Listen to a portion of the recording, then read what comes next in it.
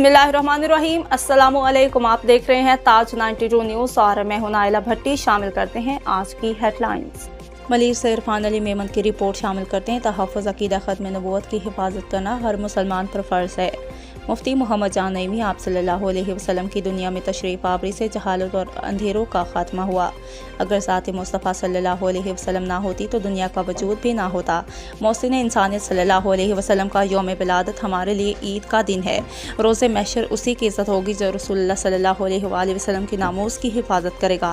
ताजदार ख़त्म नबूवत पर सब कुछ कुर्बान कर देंगे। सूबाई वज़ीर सईद कनी ने कहा कि हज़रत मोहम्मद मुस्तफ़ा सल्लल्लाहु अलैहि वसल्लम का यौम विलादत मनाना हमारे लिए बाइस फ़ख्र है। हज़ूर रहमत लिल आलमीन सल्लल्लाहु अलैहि वसल्लम की तालीमात को आम करना और अमल करना वक्त की अहम ज़रूरत है। मलीर आशिकान रसूल का शहर है जहाँ पर हर जगह पुराने तरीके से मिलाद के जुलूस निकलते हैं। यौम विलादत हज़ूर सरवर कौनान रहमत लिल आलमीन और नबी आखिर ज़मां हज़रत मोहम्मद मुस्तफ़ा सल्लल्लाहु अलैहि वसल्लम दुनिया भर में अक़ीदत व एहतराम से मनाया गया।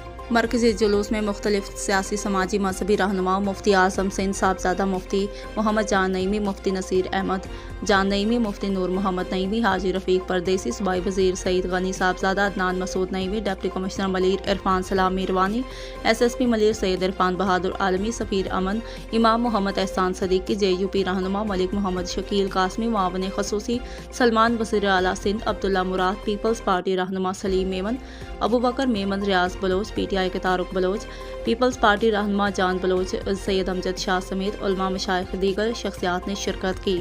मरकज़ी जुलूस से खिताब करते हुए मुफ्ती मोहम्मद जान नईमी ने कहा कि रसूलुल्लाह सल्लल्लाहु अलैहि वसल्लम की वलादत की जितनी खुशियाँ मनाई जाएँ वो कम है।